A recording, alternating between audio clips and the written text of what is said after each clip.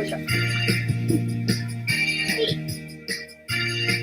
Hey, ba bam ba bam bam ba abi ba bi ba bi ba ba bam ba bam bam ba abi ba bo no ba bam ba bam bam ba abi ba bi ba bi ba ba bam ba bam baほーびばばばん。はい、藤子さんでございますよ。本日もお付き合いよろしくお願いいたします。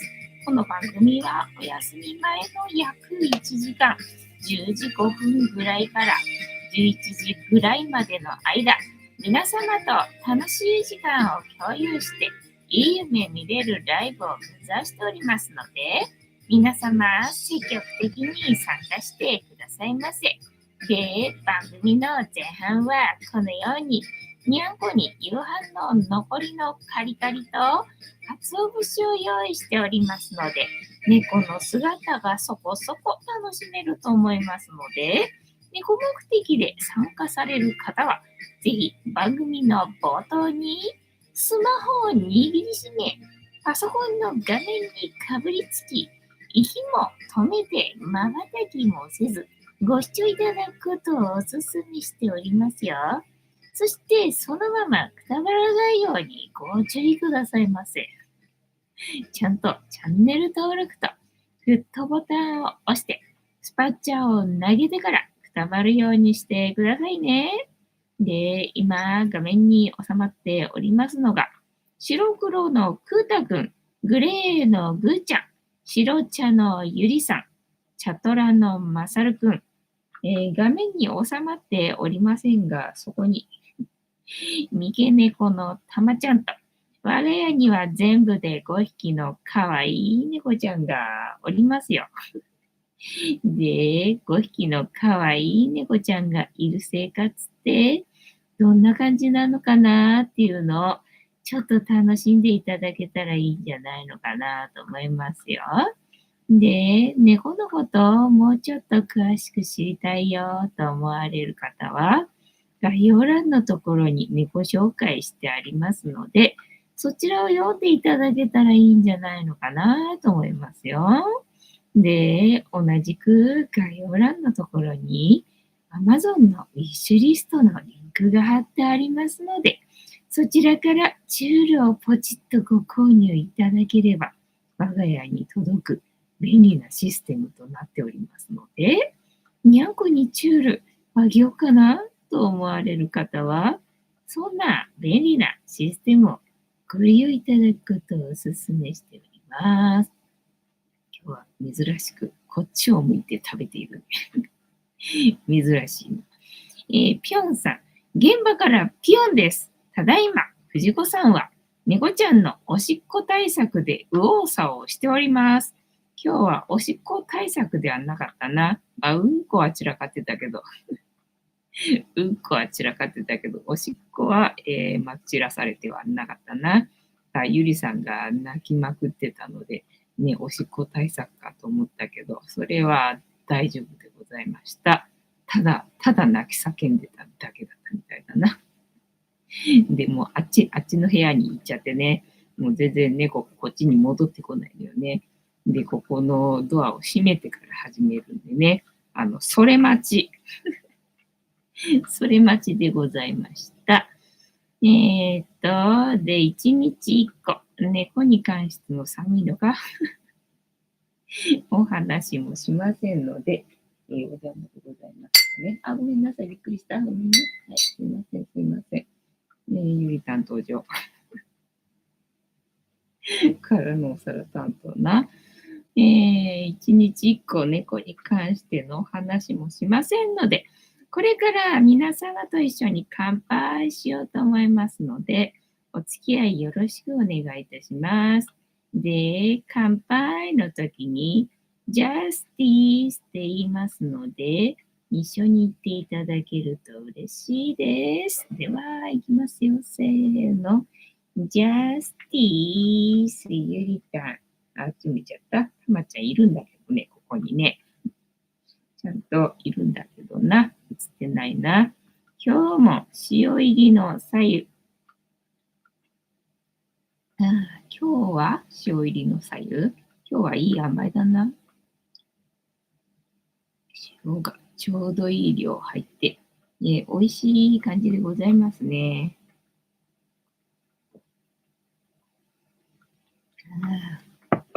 ねえ、ぴょんさん。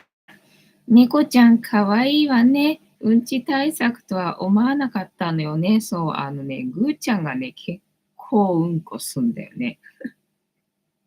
ぐーちゃんがね、トイレの中でね、トイレの中に入るわけよ。トイレの中に入るんだけど、トイレの中で散々ぐるぐる、2、3回、ぐるぐるしてな。で、結局歩きながら、うんこを落としていくわけよ。だから部屋の中にね、まるで、なんだ、罠みたいにさ、なんかね、あの、手、手、等間隔。等間隔でうんこが起こってるみたいな感じでね、朝どうかするとね、その辺まで起こってんだよね、あっちから。もうどうしてよ、どうしてそうなるのっていうぐらいね、部屋の中にうんこがまき散らされてる感じ。で、拾ってもまたする。だからそれで拾って終わりだったらまだいいんだけどさ、なんかね、2、3個落として、なんか一旦止まる。2、3個落として一旦止まるみたいな感じでね、3回ぐらい拾わなきゃいけない時あって、ゆりたんごめん、まだおねしょシートここ、かけてないから。ね。うん。かわいいね。座るのはいいわよ。座るだけならいいけどね。ゆりたん、私の上に乗ると、おしっこするからさ、恐怖なのよね。夜寝るときはここにおねしょシートをさ、広げとかないとさ、確実にするからね。うん、ね、たまちゃんね、今日も洗濯してね、干したからね、まだ広げてないんだよね。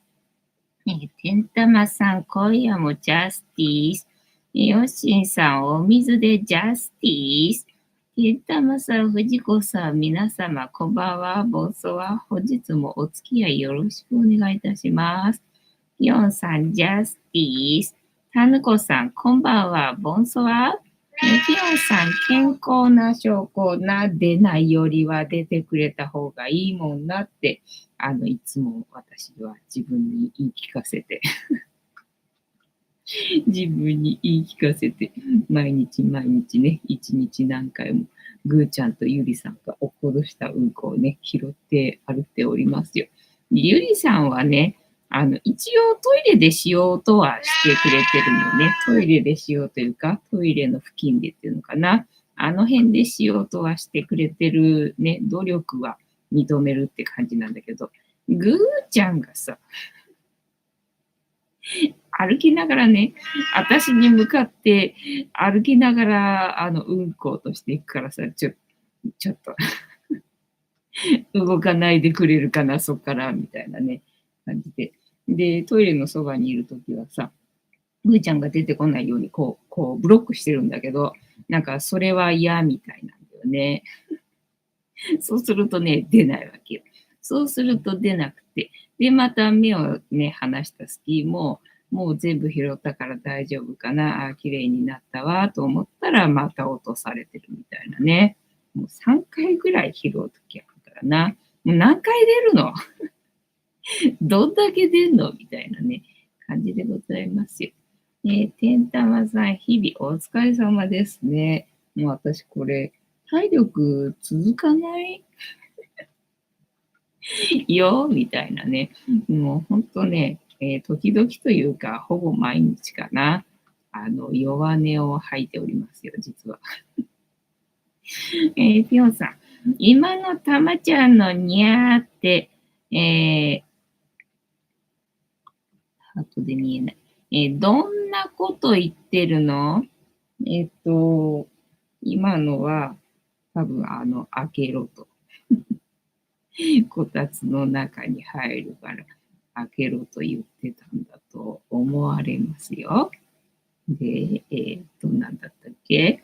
今日はね、珍しくね、夢を見たなと思って、なんか、今日夢見たなっていうのをね、珍しく覚えてて、で、どんな夢だったかっていうと、なんか多分どっかにね、宿泊してて、でね、もうなんだろう、片付けらんないから、片付けらんないから、延長しようとしてんのかな。で、延長できますかみたいな交渉をするんだけれども、もう、次のね、予約が入っちゃってて、で、次の人もね、荷物置いてるんだよ、部屋に、みたいな感じで。だから延長できないから、みたいな感じで言われて、あ、そっか、わかりました、みたいな感じで。だけども、その、宿泊してる部屋に、うちの荷物さ、一切合切置いてあるわけ。一切合切置いてあるんで、これ撤去しようとしたら引っ越しだもんなと思って、それはさすがに無理だなって思って、まあだからといって、その移動するにも、別のところに移動するにも、自分の荷物は全部ここに、そこにあるわけよね。だからまあ当面必要な、まあ下着類だけでも、まあ持ってかないとね、みたいな感じで、じゃあ、どれ持ってこっかみたいなことを、なんか考えてる間に、なんか他にも同行者がいて、他の人はみんなもうね、準備万端で行くよみたいな感じで、で、私だけが準備できてなくて、で、ああ、どうしよう、どうしようみたいになっている夢を見てたなっていう、珍しく夢見たなと思ったら、まあそんな感じの夢でした。まあ夢はね、どんな人でも絶対毎日見てるらしいんだけどな。ただ覚えてる人と覚えてない人といるみたいなんだけどさ。まあ私は覚えてないタイプなんでね、珍しく覚えてたよと思ったけど、まあそんな夢で。だからあれかなと思って、その移動する、バッグの中に下着類を入れとけよみたいな、まあそういう掲示というか、お知らせというか、なんかそういう夢だったのかな、みたいな、感じだったかな。もうね、ここで話すと、もうそれで済んじゃうんで、私は、忘れてると思うけど。今後忘れちゃってると思うけど。あ、それから下着類のその備蓄をしろっていう話だったかもしれないね。ただ、下着類は私は、備蓄してあるから、まあ大丈夫といえば大丈夫だね、みたいな。まあそんな確認かなみたいな感じのね、夢だったお知らせだったかなっていう感じな。てんたまさん、夢を虹そっちの夢じゃないんだよな。壮大な、なんだ、今後自分がどうしたいかとかっていう夢じゃなくてな、寝てる時に見るどうしようもない映像でございますよ。ピヨンさん、今日は VHS のビデオテープ整理してたんだけど、いいね。イカ天、イカスバンド天国が大量に出てきて見入ってしまいました。あるあるだな。生理、生理中ってなんか違う生理中になっちゃったな。整理整頓中あるあるって感じか。てんたまさん、宿泊願望ですね。なんか宿泊願望なのかわかんないよ。チェックアウトするのがめんどくさいっていう感じの夢だったから。やっぱり宿泊はめんどくさいな、みたいな。なんかそんな印象だった気がするんだけど、どうなんだろうね。かわいいな。クータな。クータおばちゃんみたいなんだよね。男の子なのに世話好きっていうのがさ、ね、平和主義なんであんな感じなんでね、いろんな子のお世話してるんでさ。で、もうこたつの中に詰まってると、ああいう姿って全然見ないからさ、わかんないんだけど、こうやってな、外に出てる時ににゃんこたちの態度見てるとさ、だいたいクータ他の子を舐めてるわけよね。なんか、おばちゃんみたい。おばちゃんみたいだなって思うんだよね、クータね。てったまさん、ピョンさんはライブハウスで演奏されるだけあって、イカ天も VHS に保存されているんですね。ね、そうだね。過去のは全部ね、捨てたから。私は全部捨てたからっていう感じだな。で、そう、そんな話をしてる感じの YouTube を今日は見ながら動画編集してかったかなって感じなんだけど、なんかね、だいぶ前に見てたことのある、時々なんか見てたことのある人ね、最近は全くもって、まあ見てないっていうか、おすすめにも上がってこないからさ、もうすっかり忘れてたんだけど、今日久々になんかね、おすすめに上がってきたんだよね。だから、あれなんでだろうみたいな感じで。で、まあ、なんとなく、なんか今日は聞いてみようかなみたいな気分になったんで、聞いてみたんだよね。そしたら、なんかその人はね、その舞台に立ちたい、っていう夢っていうのかながあったらしいんだけど、なんかながら聞きしてるからちゃんと聞いてないんで、細かいところは覚えてないんだけど、まあ、要は自分が主役になりたいっていうのかな、演技する方演出演技する人、役者になりたかったみたいなんだけれども、まあ、それに携わってると、なんか、衣装を作ったりとか、あとは、なんだろうな、舞台関係のこととか、なんかいろいろ他のこともやったりとかしてて、で、そっちは結構ね、いいねみたいな感じで評判が良かったんだけど、とにかくなんだ、演技の方は、全然いいねって言われなくって、で、結局自分には向いてないんだからっていうので、ずっとやっぱり演技はやめるかみたいな感じで、舞台裏の方に回ってたらしいんだよね。ただ自分の中では、その演技したいっていう、願望があって、それを延々とね、押し殺して今まで生きてたから、それがね、そんな自分がかわいそうっていう、ね、話をしてて、ああ、そうねっていうのを聞いてたなっていうのを今思い出したよ。はい。ぴょんさん。てんたまさん、他人のライブはよく見ますが、自分のライブは嫌です。あ、そう、だからその人も他の人がね、やっぱり演技してるのとか、あとはそういうライブとかで自分も歌もね、歌ったりとか、そういうこともしたりとかしてとかっていうので、でね、なんか他の人がやって成功してる人の映像を見るのが、すごく嫌って、すごく嫌だっていうのでね。で、ああ、なるほどと思って。だから今までそういう自分の、ダメな部分っていうのかな、嫌な部分っていうのかな、そういう話はしてこなかったんだけど、今回はしてみようと思ってこの動画を撮ってますみたいな、なんかそんな動画だったんだよね。じゃあ、そうだね。嫌だよね、みたいなね。押し殺してんだもんね。ってね。そんなの今日は見たの。はい。で、あとは今日は金曜日か。木曜じゃないかな。金曜だな。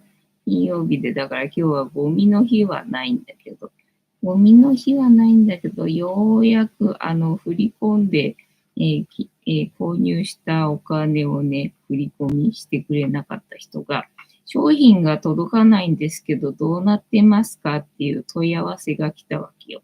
いやー、すいません。次、なんかね、もう、その、なんだ、その前に買ってくれたやつはすぐに支払いしてくれてたんで、送ろうと思って準備をしようと思ったんだけど、その間にまた別の商品を買ってくれたわけよね。じゃあ一緒に送ろうと思って一緒に梱包したわけよ。ところがその後からのやつは、支払いがずっとされてなくて、で、商品届かないんですけどって話だったから、まあ、そうだよなと思って、私もだから自分で今日振り込みなかったらね、その先に、振り込みあったやつの商品だけ、送りますねって連絡して送ろうかなと思ってたんだけど、どうなってますかと来たから、あ、すいませんつって一緒に送ろうと思って止めてましたつってね、今日送りますねってふうに言ったら、振り込んでくれて。で、無事ね、送ることができてよかったよっていうので、今日は送る作業があったんだね、朝ね。だから送る作業があったんで、今日も寒かったよな、そういえばな。で、外に出るんでさ、農協も行ったのかな。いや、で、今日はね、農協でね、ブロッコリー売ってたな。ちっこいブロッコリーなのかな、なんか出来損ないなのかわかんないけどさ、なんかちっこい上の部分だけいくつかさ、詰め合わせみたいにして、で、まあ、4個か5個分ぐらいちっこいブロッコリーがさ、1袋になってて100円のやつがあったんだよね。だからまあ、ブロッコリーはなかなかないから、ブロッコリー買うかなと思って、今日は農協でブロッコリー買ってきてね。で、あとあれか、ドラッグストアで今日はね、20%オフだったかな。20%オフのクーポンがあったわけよね。で、これは使わなきゃと思いながらさ、だから3日間ぐらいの間有効だったわけよね。で、今日が最終日で、あ、今日使わないと思ってね、今日行って、でね、洗濯のあれ、あるじゃんか、吊るすやつ。あれがもうね、経年劣化で限界なんだよね。ちょっと、洗濯バサミをさ、引っ張ろうもんならさ、プチッと折れちゃってさ、どんどん歯抜けのようになってって、もうね、干せる部分がね、だいぶ少なくなってきちゃったんだよね。だからこれダメだな。これダメだなと思いながら、だましだまし使ってたんだよね。だましだまし使ってたんだけど、いや、もうでもさすがに限界だよねって感じになってきたんで、いや、もう20%オフだから、これは買おうと思ってさ、ドラッグストアで今日はさ、その洗濯物干しをさ、買ってきたんだけど、なんかね、値段がね、600円ぐらいじゃなかったっけと思ったんだけどさ。で、そこから消費税ついて、なんか700いくらだったんだよね。でもそんなすんのかと思いながら、まあ20%オフだからいくらになるかなと思ったらさ、大して値段下がんねえのな。あれとかって思って。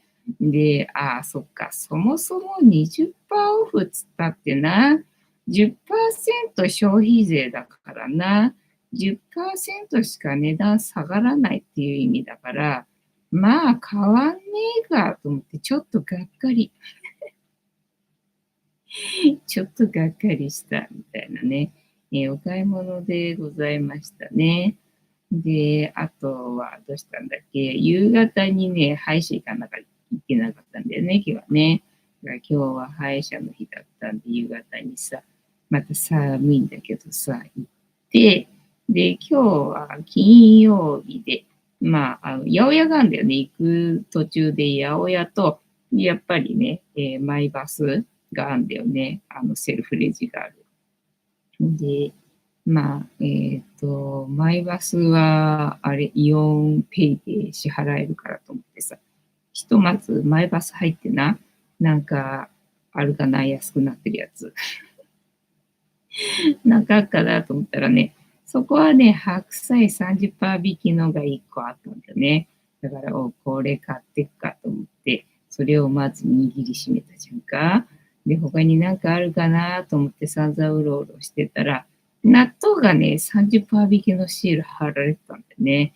でも納豆だと思ってね、今日はだから歯医者帰りにイオンで、白菜と納豆の30%引きのシール貼られてるやつを、イオンペイでな、セルフレジで無事、何事もなく買い物できてよかったよっていうね、ご報告でございます。天玉さん、複数落札者の対応は難しいですよね。そうなんだよね。多分忘れてんじゃないのかなと思ったんだけどさ、ね、どうなってますかって来たってことは、あ、違うのかなと思ってな。先に送って届いたら振り込むつもりだったのかなと思って。な、難しいよな。ピヨンさん、洗濯バサミは洗濯物も目も鼻も、挟んじゃえば、容赦ないよね。洗濯バサミで、あったね。そういえば、ドリフでそんなネタなかったっけ、昔。子供の時それをね、なんか真似してな、結構痛いんだよね、あれね。いや、よくやるなって子供心に思ったなっていう、気がする。大吉さん。藤子さん、皆様、こんばんは。暴走は本日もしぶとくやっておりますよ。ぐーちゃんとぐーたは平和でいいな。ぴょんさん。大吉ちゃん、よう金しちゃったね。てんたまさん、大吉さん、こんばんは。大吉さん。そろそろ花粉症です。あ、そっか。そろそろ鼻がトナカイみたいになる予定です。じゃあ、12、1、2、3月ぐらいか、花粉症って。じゃあ、3ヶ月遅れ。あ、でもまだ12月の末だから2ヶ月遅れかな。2ヶ月遅れの、クリスマス、的な感じ。あれか、旧暦か。旧暦のクリスマスなんじゃん。そしたらさ、違うか。旧暦でそろそろ新年になっちゃうな。あ、でもいいか。その新年の前に花粉症が来れば。だから旧暦のクリスマスだ。なあ。てんたまさん、大吉さん。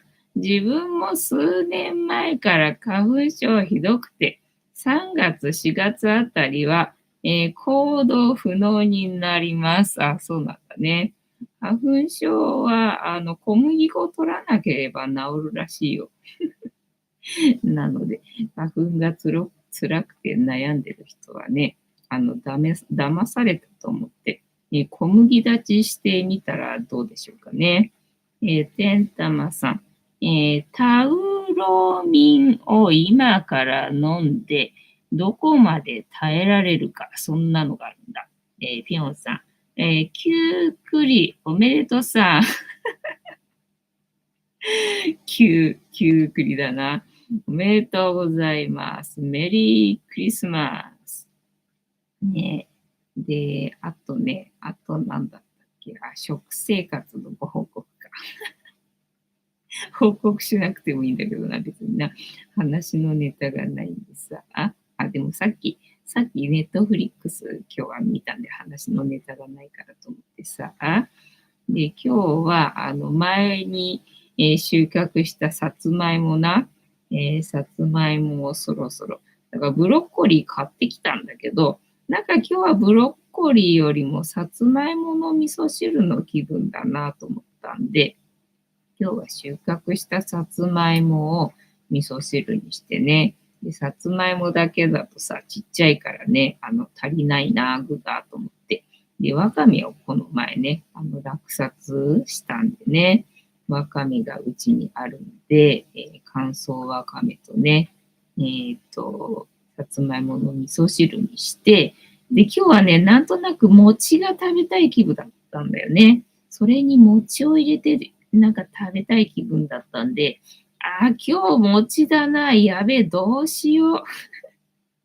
今日はパンじゃなくて餅だなと思って、まあ餅備蓄あるといえばあるからね。まあそれ解放しちゃえばいいか。どうせ明日死ぬかもしんないんだから。あるんだからね。もうそれ食べればいいんじゃんと思って。だから今日はね、餅の備蓄を解放しまして、味噌汁にね、餅を入れて食べたら、まあ、うまかったよ。うまかったよって感じね。だから今日は白菜もブロッコリーも買ってきたにもかかわらず、うちで収穫したさつまいもとな、備蓄解放して餅をな、食べましたよっていう感じでございました。あとは昨日やたら焼いたパンな、それを、口寂しくなっただちびちびちびちびつまんでな、過ごしておりましたっていう感じ。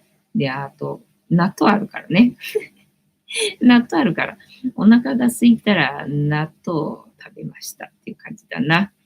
えーっと、花粉症、特に鼻水、くしゃみ、目のかゆみが一番です。そうだな、アレルギーはな。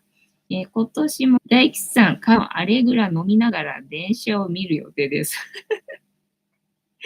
な、そんな症状で出てもさ、電車見る元気があるところが、まあすごいよね。やっぱり大工さんはきっとね、ものすごく若いんだろうなっていうことがよくわかるよね。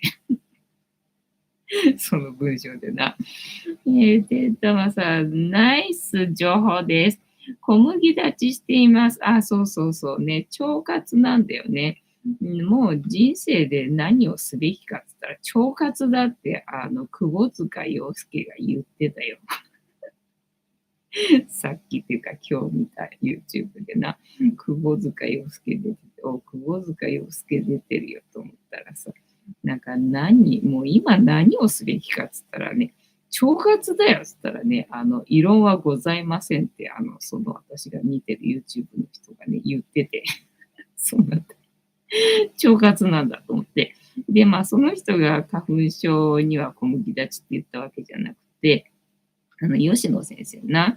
吉野先生が、やっぱり自分がね、母親にはそういう知識がなかったんで、で、母親に育てられてね、生活してる間は、普通に麺類とかも食べてたんだけど、自分がね、自炊をするようになったら、なんかそもそもそういうパンとかが、どうもね、好きなわけではなかったみたいで、なんか食べなかったみたいなんだよね。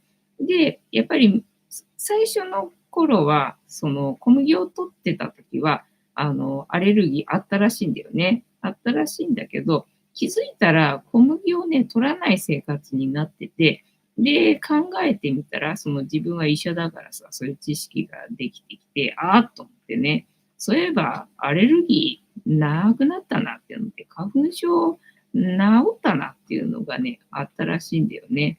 いや、そうなんだと思ってさ。だからまあ、腸にね、一番ダメージを与えないのが、小麦立ちなので、小麦を立てばいいと思うんだよね。天玉さん、かなり寒くなると餅食べたいですよね。ね、だから寒いからなのかわかんないんだけどさ、今日餅と思って。今日餅食いてえと思ってさ、餅か、餅な、開けちゃうとこれまたしばらく続くよと思ってさ、ここのところずっとさ、ね、食パンがうまくできないせいでさ、立て続けに食パン作ってたから、立て続けに食パン食べてるからさ、私の腸の中は多分ダメだと思うんだけど、腸はダメだと思うんだけどさ、ねえ、で、ね、餅もさ、白米っていうのだからさ、ね、餅もね、まあ、小麦に比べたら全然マシだとは思うんだけど、まあ、似たようなもんじゃんかと思ってさ、体のダメージ的に言うとさ、また餅これ開けるとね、なくなるまで食べ続けるから、これまた続くよ、どうするとかって思いながらね、でも今食べたいっつってるし、あるんだからいいんじゃねえのっていうことでね、今日は餅あげちゃったよね。ぴょんさん、餅食べたくなった。そうだろう。ドミノピザでも、で、餅入ったのないかな。じゃあ自分で作ればいいんじゃないの？そのピザ、まあ作ればっていうか、餅乗っけて、で、焼けばいいんじゃないの？冷凍ピザかなんかにさ。てんたまさん、窪塚は小麦立ちして、丸、丸やってるよ。あ、そうなんだね。まあ、そっちの方が体にはダメージないと思う、多分。悪いもんじゃないからね、その〇〇っていうのはね。で、なんだったっけ、夢の話したし、あとは、あれか、ネットフリックスの話が残ってるな。じゃあ、タロットカードタイムでございますので、このシャッフルは皆様のストップの掛け声で止まりますので、ご協力よろしくお願いいたします。で、今日はネットフリックスな動画の編集してて話のネタがないよと思って、で、動画の編集じゃなくて、ネットフリックスってね、動画の編集は割と早くというか、ダメかな、今日ネットフリックス見てる時間ないかなと思ったんだけど、ギリギリギリギリ大丈夫そうだと思ってね、ネットフリックス今日は見たんだよね。で、どうしようかなと思ってね、ついついネタになりそうな感じのを探してしまうわけよね。なんだろうな。恋愛ものでも見てればきっと平和なんだろうけどさ、どうもそうはいかないんだよね、私ね。変なの見ちゃうんだよな。で、今日は、パラダイスっていう映画を見たよ。で、それが、なんか人生の時間はなんとかかんとかっていうね、サブタイトルっていうのかな、だったんで、どんな話かなと思って、今日はそれを見てみました。大輝さん、はい、LINE でリアストップ。ピヨンさん、ダッシュ、ダッシュ、ダッシュ、キック、エンド、ダッシュ、ストップ、ありがとうございます。では、皆様からストップの書きをいただきましたので、ここから6枚置きまして、7枚目のカード、今の私たちに必要なメッセージいただこうと思います。いきますよ。せーの。1、2、3、4、5、6。で、7枚目のカード、本日はこちらでございます。せーの、じゃじゃん。なんだ、黄色くて赤くて、なんか良さげなカードだね。3本だから、あれか。もう、行く先は決めたっていうね。私はここに行きますって、決断後の、カードでございますね。もう、行くところは決まってんだよっていう。正位置だな。今逆位置かと思った。逆位置だったらそんなこと言いながらさ、あ、決まってねえってカードかと思ったんだけど。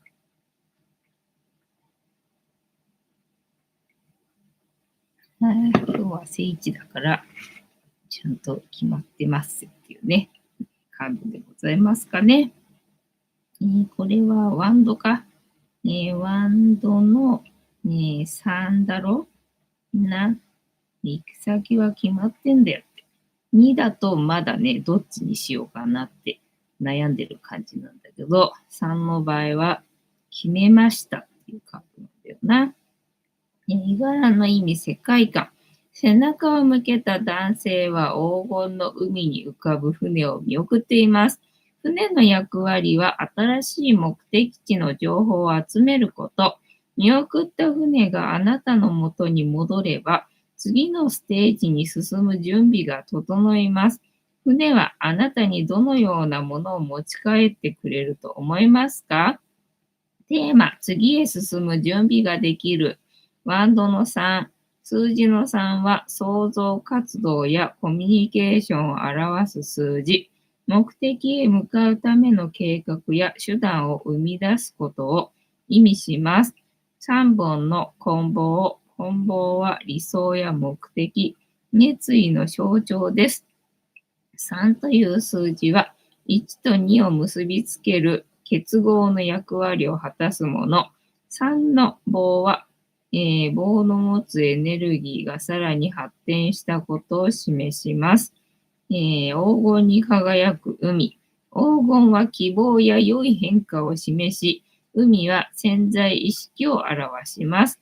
船、探求を意味します。カードに書かれている男性が所有している船だと伝えられていることから、男性の代わりに船に乗る仲間や協力者と、捉えることもできます。背中を向けて立つ男性。自分の船に指示を出し、送り出しているように見えます。新しい世界への探求や情報収集、リーダーシップを意味します。海の向こうの大地、新しい目的地、未来を示します。ワンドさん、物語。はい、いいや。3はコミュニケーションや想像を示す数字。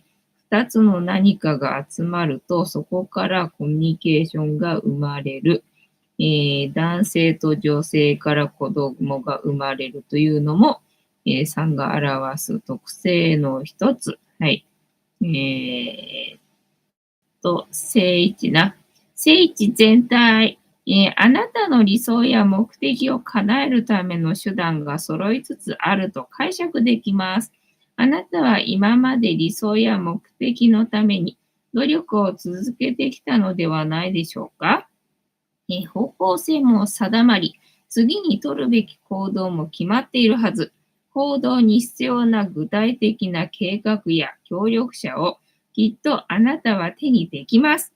希望に満ちた前進を思い切り楽しんでいきましょう。よかったね。これから春に向けてそのまま突き進めというね、メッセージでございますな。ウェイトの解釈、カードに書かれている人物の船、船を所有しているということは、ある程度成功や地位を手にした人物。成功を収めるには、相応の努力も必要。努力によって築かれた物事は、ワンドさんに書かれている人物の基盤となっている。一定の成功を手にしたらそこで立ち止まるケースもありますが、この人物はさらに新しい未来を見ているよう、船が浮かぶ海の先には新しい目的地を示す大地が見えています。海と空の色は希望の、輝く黄色。希望に満ちた新しいステージへ向けて進むべく自分の船を使って情報を集めているのではないでしょうか。船が帰ってくれば新しい未来に進むために必要なツールが手に入ります。目的や理想を叶えるため、ツールが間もなくあなたの元に集まり、前に進む状況が整うことを落ち着いた広い背中で語っているのです。やりましたね。ってなわけで、本日のタロットカードの意味調べるの会は、まあね、目的地に向かう準備がね、着々と揃いつつありますよってね、楽しげなカードでございましたね。楽しんでいただけてたら幸いでございます。ニャイスパ、ありがとうございます。藤子さん、はい完了。ありがとうございます。私は光でございます。カニタンさん、ニャイスパ、テンタマさん、ピヨンさん、ニャンスパ、テンタマさん、カニタンさん、こんばんは。カニタンさん、こんばんは。ジャスティス、ありがとうございます。ね、おかげさまで。ソラシドエアの、に当てるよ。でない。青森だな。青森行きの食費に当てるよ。そうそうそう。昨日、そういえば、昨日じゃない、受け取ったさ、キュンパス、なんか6枚ぐらい発見されたんだけどさ、何書いてあったんだと思ってさ、朝、なんか、ふと起きた時に思って見たんだけど、なんか、あらかじめ指定席を、なんかしてくださいとかって言って、ただその行きのさ、新幹線は決めてるから、それは1回目とカウントしていいっていうことみたいな。だとしたらもう1回目は帰りの指定席が欲しいけど、でもそこを指定するコーナーなかったよなと思ってさ。その指定席はどうやってもらったらいいっていうのが全く書かれていなくて、もうわかんないと思ってしまったよね。どうしたらいいんだろう、あれな。まだ吸ったもんだは続いてるんだけどって感じよ。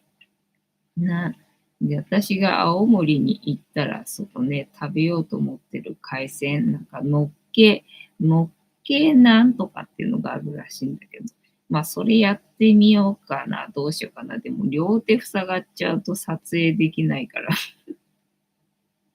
どうしようかなとかって思ってるのがあるんだけど、あれがなんか2000円するらしいんだよね。だからあと1000円、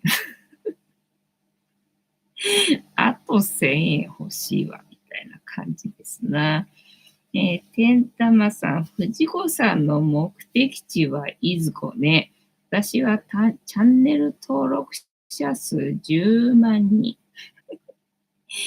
チャンネル登録者数10万人だよ。そう、フニータのチャンネル登録者数がちょっと増えたんだよね。ちょっと増えたんだよね。おお、増えちゃった。どうしよう。動画更新してないぞと思ってね、やべえと思ったよ。ぴょんさん。わかんないことはわからない運命なのね。そうなのね。だから、もうそのまま行くしかないか。そのまま行くしかないか。で、あとは今日見たネットフリックスのその映画な。映画がさ、なんだっけ、パラダイスってやつな。てんたまさん、登録者数10万人は、ちょっときっかけがあればすぐ行けますよ。やったー。てんたまさんにそう言われるとなんかいけそうな気がする。いけそうな気がするけど、そのちょっとのきっかけがね、わかんないんだよね。だから10万行く人って多分そのちょっとのきっかけが何かってわかる人なんだと思うんだよ。そこだよね。そこだよね。ねえ。はい。わかんないって言うと、そう永遠にわかんないをループしそうなので、今ちょっとわかんないって言いたくなくてさ。なあ、ちょっとしたきっかけな、どこにあるかな、探さないとな。ピヨンさん、狙っちゃダメなのかな。だから、狙っていいんだと思うんだけど、狙いがわかんない。だから、わかんないって言うとわかんないがループしそうなんで、ちょっと言いたくないな。はい。てんたまさん、藤子さんならいけるんですよ。ありがとうございます。いける気がする。てんたまさんがそう言うならいける気がする。ありがとうございますね。で、今日見たネットフリックスの映画が、その寿命を、提供すると、お金がもらえるんで、だから貧困層の人が若者にね、ドナーにならないかみたいな感じで、その難民キャンプかなからね、若者が消えてくみたいのが社会現象みたいになってるらしくて、で、そのね、最初に出てくる人も、自分がね、ドナーになってるよ、ドナーになってるよって話で、とにかく型が結合するドナーの人がいれば、確かにね、お金がもらえるっていう可能性はあるんだけど、そのドナーの人がいなければ、その道もないよっていうね、システムではあるんだけど、それが世界中で合法な国もあれば、違法の国もあったりみたいな、なんかそんな世界観なんだよね。で、ある若い夫婦が、ね、その、夫の方が、ドナーになったおかげで大金が手に入ったんで、自分たちの身の丈には合わない、高額な、住居に住んでるわけよね。で、旅行中というか外出中にその家が、火災で燃えちゃうわけよね。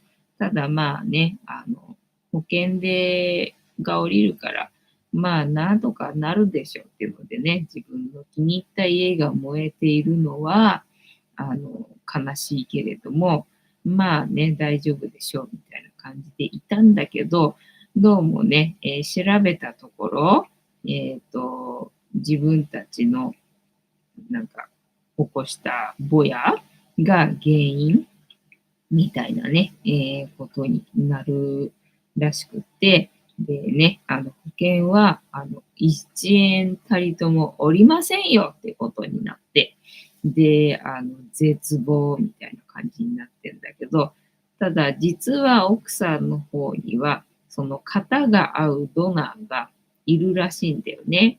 で、奥さんの方はまだね、その提供はしてないんだけれども、ただそのね、ローン、残っているローンね、巨額のローンを払うには、その奥さんの40年分をね、差し出さないといけないっていうので、ただね、もう支払えないとならないので、もう強制的にっていうの、警察かなんかに捕まるのかな。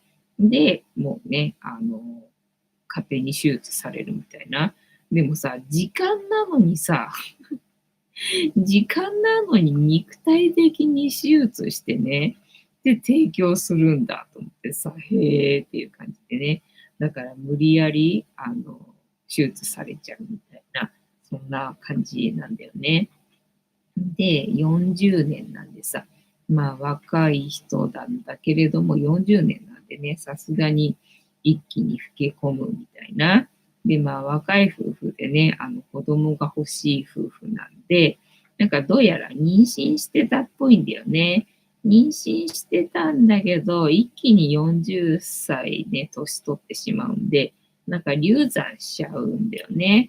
で、結構そのね、ドナーの人にはありがちなことみたいに言われて、書かれてて、いや、なるほどね、みたいな感じで見てたんだけどさ。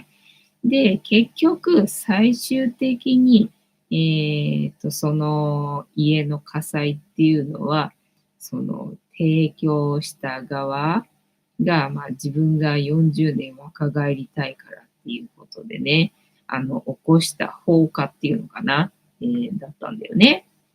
で、それにはめられたわけよね。で、自分の人生めちゃくちゃにされて、みたいな感じ。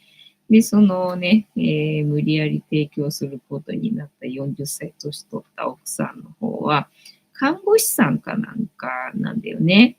で、その娘のことを若返ったからさ、40歳若返ってるはずだからと思って、その提供した相手はね。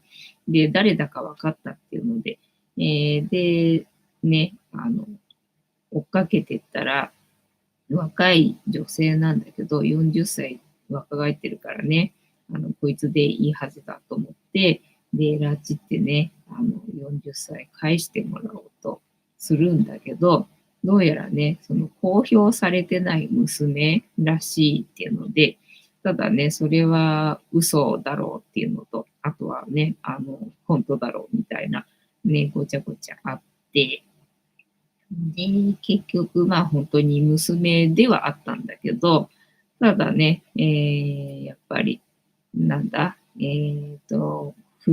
お母さんとまあ考え方は、結局のところは一緒みたいなところがあって、で、ね、その娘の方でも、型は合うからいけんだろうみたいな話になったりとか、で、最初はね、何の罪もない人からね、同じ思いをさせることはできないって言ってたんだけど、その娘がね、その提提供者というか40歳年取った女性の方をね、殺そうとするわけよね。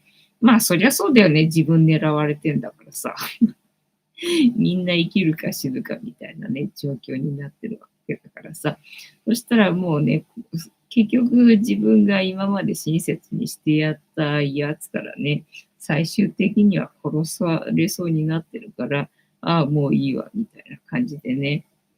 だから最初はその制度に反対だった奥さんもね、もういいわ、自分が子供欲しかったんだからね、子供欲しいからそういう体に戻れるんだったら、もういいわ、提供受けるわ、みたいな感じになって、で、なんだかんだとね、闇医者みたいのがいるわけよ。